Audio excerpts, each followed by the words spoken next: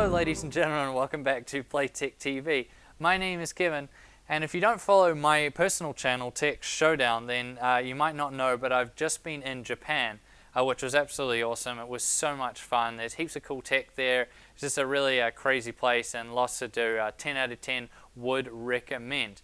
However, since I was spending 3 weeks in Japan, I needed a travel laptop to take with me, so I decided to bring this Asus Zenbook UX303LB, and it was absolutely fantastic. So let's get into this travel review of this Asus Zenbook.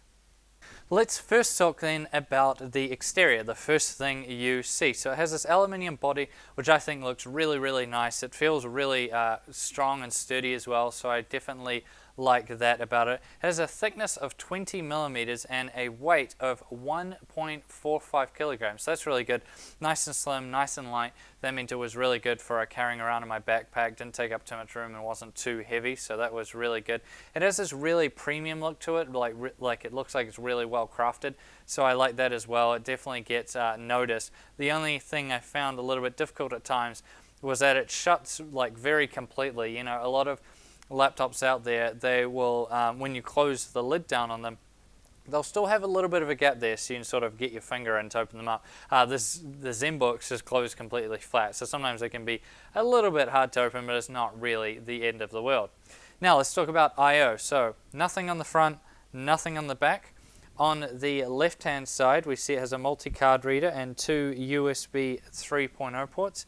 On the right hand side, you see its AC input at the back there, mini display port, which is quite interesting. You don't see that very often. Another USB 3.0 port, HDMI port, and a headphone jack and a battery indicator beside that.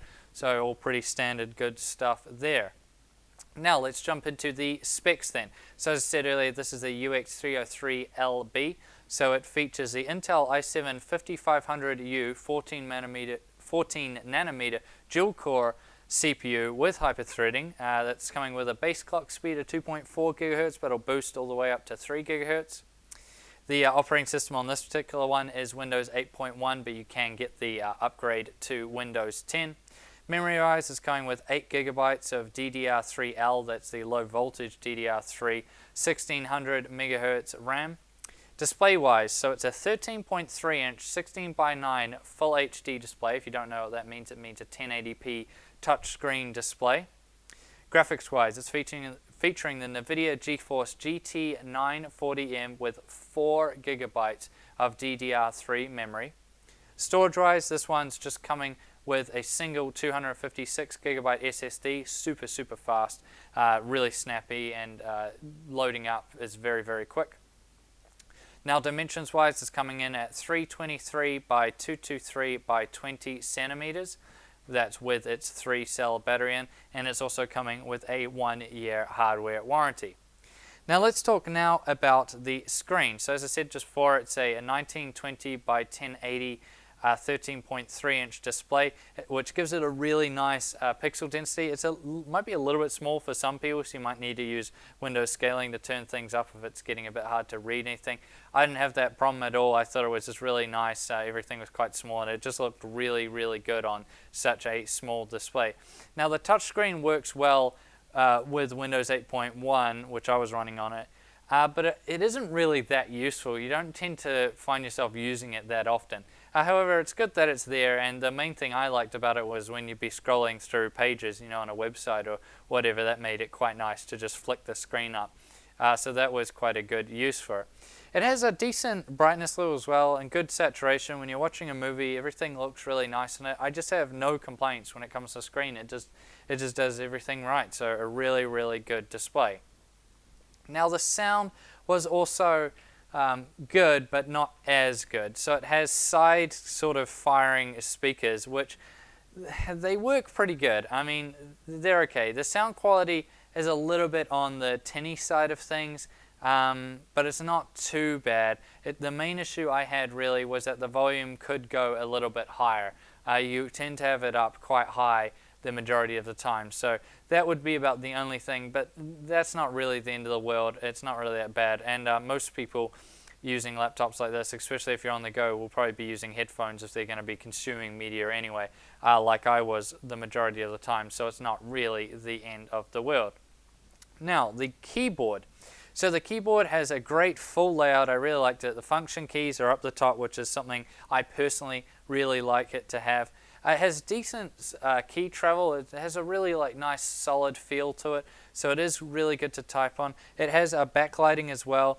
It's quite mild, and there's only 3 settings. I personally have it off, like you can see now, because I wanted to, make the battery life as long as it could be while I was using this laptop. But yeah, I mean, it's good for at night or in low light conditions. Having the backlight on makes it way easier if you're someone who doesn't know where all the keys are already. So that's really good too. And just it's overall just a really solid keyboard. I had no issues with it. Now the touchpad. So this is an area that I often, criticize laptops quite heavily on, because I find a lot of laptops get the touchpad wrong. Now this one did not get it wrong at all. The touchpad is perfect. There is no other way I can put it. It's just perfect. It's probably the best one I've ever used on a laptop ever. It is so good to use. The size is perfect. Clicking is perfect. It slides really well. I really like it. I have no complaints with it. It just did everything perfect, and it's probably one of the best features about this laptop is how good the touchpad is to use. Webcam wise, it's just standard 720p webcam will get you by for all your Skype calls or anything like that. Performance wise, I mean, it's going to do all your media and all that very well, so you won't have to worry about it, having any issues there. It will be able to do lower requirement games as well, like League of Legends, Dota 2, so your MOBAs you'll be able to get by. You'll probably get by doing CSGO on this as well. So to get you by for kind of like your casual gaming needs. However, you're not going to be running anything that hardcore on this one anyways. You might be able to run some sort of like medium requirement games on it if you play with some of the settings, but all your super high AAA titles and stuff, you probably could play them on it, but you're going to have to turn down a lot of the settings, maybe take it down to 720p or something like that. So it's going to be dependent on the game. But this primarily isn't a gaming laptop. It's more just a thin and light, good overall laptop. But it still does do very well in performance, and I had, no real issues considering the specs that it has. Now, heat and noise. Now, this is where it does really well. So, heat-wise, it did, pretty good for the most part. With the CPU on full load, it only went up to 79 degrees Celsius, which is pretty solid for a laptop. And with the GPU on full load, it went up to 65 degrees Celsius. So that's pretty solid there. Noise-wise, it does fantastic. It is completely silent when you're doing basic, low requirement things. And even when you're gaming on it, the fans don't ramp up much at all. It's easily drowned out by the game noise. So it does fantastic on noise. It's definitely one of the quietest laptops I have ever used. Now, battery life. Now, this is going to be very dependent on how you use it, what screen brightness you have, if you have the keyboard backlighting on, and what you're actually doing on it. But for an average amount, you're probably going to see about 5 to 6 hours of battery life, depending. And if you have it on flight mode, then you could see that increase quite a bit from there, maybe up to 7 hours or more. But yeah, it is depending on what you actually use it for and what settings. But that'll give you kind of like a roundabout rough figure for just general usages.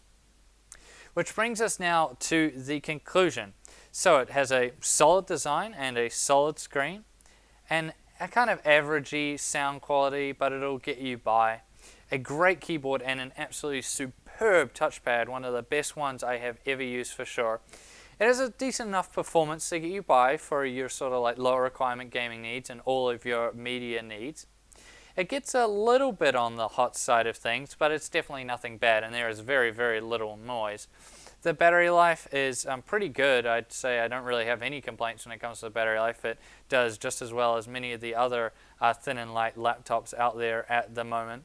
And it's just a really, really solid all-round laptop. These Zenbooks, I just always recommend them to people, because all the ones I've tested, I mean, I had this one take away with it, but my girlfriend actually bought one under my recommendation for a good laptop, and I just really, really like them. So Asus has just done such a great job with these guys. These Zenbooks are absolutely fantastic, and I do 100% recommend them if you just want a solid, all-round good laptop. And that's going to end this travel review that I wrote while I was away, and this guy just did me fantastic in Japan. I had no issues at all, just was an absolutely phenomenal laptop. Now I hope you enjoyed this video. Please like the video if you did, and subscribe to PlaytechTV if you haven't already. And as always, I'll see you guys next time.